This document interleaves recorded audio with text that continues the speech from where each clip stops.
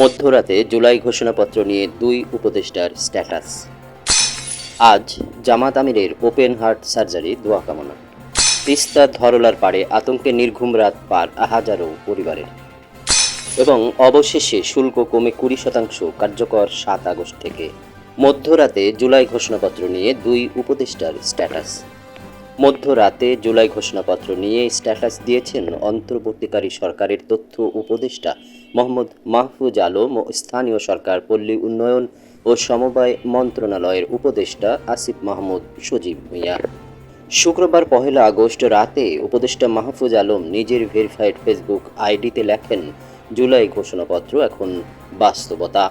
5 আগস্টের মধ্যেই ঘোষিত হবে ঘোষণাপত্র ইস্যুকে গণ আকাঙ্ক্ষায় বাঁচিয়ে রেখে এটা বাস্তবায়নের পথ সুগম করার জন্য সবাইকে ধন্যবাদ। অন্যদিকে উপদেষ্টা আসিফ মাহমুদ সজীব ভূঁইয়া নিজের ফেসবুক আইডিতে লেখেন, জুলাই ঘোষণাপত্র আসছে। এদিকে বিভিন্ন রাজনৈতিক দল ও জোটের সঙ্গে সংলাপে অন্তর্বর্তীকালীন সরকার ইতোমধ্যে জুলাই জাতীয় সনদ 2025 ঘোষণাপত্রের খসড়া চূড়ান্ত করেছে জাতীয় ঐক্যমত্য কমিশন। মতামত জানাতে এই খসড়ার একটি কপি বিএনপি, জামায়াত ইসলামী এবং জাতীয় নাগরিক পার্টি এনসিপিকে পাঠানো হয়েছে। সরকারি একটি দায়িত্বশীল সূত্র মতে আগামী 5 আগস্টের আগেই যে কোনো দিন অন্তর্বর্তী সরকারের প্রধান উপদেষ্টা ডক্টর মোহাম্মদ ইউনূস খসড়াটি আনুষ্ঠানিকভাবে প্রকাশ করবেন। আজ জামাত আমিরের ওপেন হার্ট সার্জারি দোয়া কামনা। গতকাল অন্তর্বর্তীকালীন সরকারের শিল্প মন্ত্রণালয়ের উপদেষ্টা জনাব আদিলুর রহমান খান, বিমান বাহিনীর প্রধান air chief marshal Hasan Mahmud Khan, Dainik Amar Desh পত্রিকার মজলুম সম্পাদক ডক্টর মাহমুদুর রহমান, বাংলাদেশ খেলাফতে মজলিসের আমির আল্লামা মামুনুল হক আমিরের সঙ্গে দেখা করেন। রাজধানীর ইউনাইটেড হাসপাতালে দেশ সেরা কার্ডিয়াক সার্জন ডক্টর জাহাঙ্গীর কবিরের তত্ত্বাবধানে আজ শনিবার সকাল 7:30টায় অপারেশন হবে। বাংলাদেশ জামাত ইসলামের আমির ডক্টর শফিকুর রহমানের ওপেন হার্ট সার্জারি আজ শনিবার ইউনাইটেড হাসপাতালে অনুষ্ঠিত হবে। দলের পক্ষ থেকে আমিরের সুস্থতা কামনায় দেশবাসী ও সংগঠনের নেতাকর্মীদের কাছে দোয়া কামনা করা হয়েছে। শুক্রবার বিকেলে দলের কেন্দ্রীয় কার্যালয়ে এক প্রেস ব্রিফিং এই তথ্য ও দোয়ার আহ্বান জানান জামায়াতের নায়েব আমির অধ্যাপক মুজিবুর রহমান ও সেক্রেটারি জেনারেল অধ্যাপক মিয়া গোলাম পরোয়ার। তারা জানান, গত 19 জুলাই সোহরাওয়ার্দী উদ্যানে দলের জাতীয় সমাবেশে বক্তব্যের সময় অসুস্থ হয়ে পড়েন জামাত আমির ডাক্তার শফিকুর রহমান। পরবর্তীতে এনজিও গ্রামে তার হার্টে 5 থেকে 6টি ব্লকেজ ধরা পড়ে, যার মধ্যে 3টি প্রধান ব্লকেজ 80 থেকে 85% পর্যন্ত। চিকিৎসকরা রিং পরানোর পরিবর্তে ওপেন হার্ট সার্জারিকে নিরাপদ বিবেচনায় নিয়েছেন। তিস্তা ধরলার পাড়ে আতঙ্কে নির্ঘুম রাত পার হাজারো পরিবারের।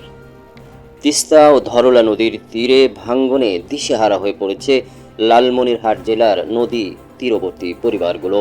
প্রতিদিনই নদীগর্ভে হারিয়ে যাচ্ছে আবাদি জমি, ঘরবাড়ি ও বসতভিটা। কৃষক পরিবারগুলো হারাচ্ছে জীবিকা, ঘরবাড়ি এবং বেঁচে থাকার শেষ অবলম্বনটুকু। গত 10 বছরে তিস্তা ও ধরলার কড়াল গ্রাসে হাজার হাজার পরিবার আবাদি জমি ও বসতভিটা হারিয়ে ভূমিহীন হয়ে চরম দারিদ্র্যের সঙ্গে লড়াই করে বেঁচে আছেন। ভাঙ্গন আতঙ্কে নির্ঘুম রাত কাটছে তিস্তা ধরলা পাড়ের মানুষের।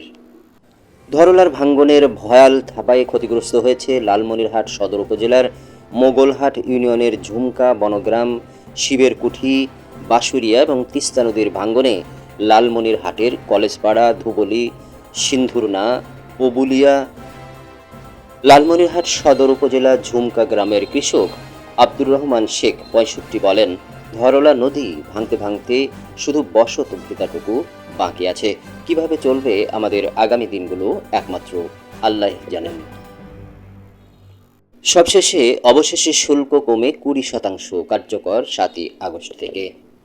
3 দফায় দর কষাকষি শেষে বাংলাদেশি পণ্যের উপর শুল্ক 35% থেকে কমিয়ে 20% করেছে যুক্তরাষ্ট্র, যা আগামী 7 আগস্ট থেকে কার্যকর হচ্ছে। শুক্রবার ওয়াশিংটনে যুক্তরাষ্ট্রের প্রেসিডেন্ট ডোনাল্ড ট্রাম্পের নির্বাহী আদেশে এ তথ্য জানানো হয়। এতে একদিকে যুক্তরাষ্ট্রের বাজার নির্ভর দেশের রপ্তানি খাতের যেমন স্বস্তি এসেছে, তেমনি যুক্তরাষ্ট্রের বাজার ঘিরে তৈরি হয়েছে নতুন সম্ভাবনাও। যুক্তরাষ্ট্রের বাণিজ্য প্রতিনিধিদের দপ্তরের কর্মকর্তাদের সঙ্গে বাণিজ্য উপদেষ্টা শেখ বশির উদ্দিনের নেতৃত্বে প্রতিনিধি দলের তৃতীয় ধাপের আলোচনার পর যুক্তরাষ্ট্রের পাল্টা শুল্ক কমানোর ঘোষণা আসে। প্রধান উপদেষ্টা শুল্ক কমিয়ে আনা এবং যুক্তরাষ্ট্রের সঙ্গে চুক্তিতে পৌঁছানোকে ঐতিহাসিক ও কূটনৈতিক সাফল্য বলে উল্লেখ করেছেন। তবে যুক্তরাষ্ট্রের সঙ্গে করা চুক্তিতে কী ধরনের শর্ত রয়েছে তা এখনও জানা যায়নি। যদিও প্রধান উপদেষ্টার প্রেস সচিব জানিয়েছেন, বাংলাদেশের জন্য যুক্তরাষ্ট্র আলাদা করে কোনো শর্ত আরোপ করেনি, বাকি দেশগুলোর মতো একই শর্ত দিয়েছে।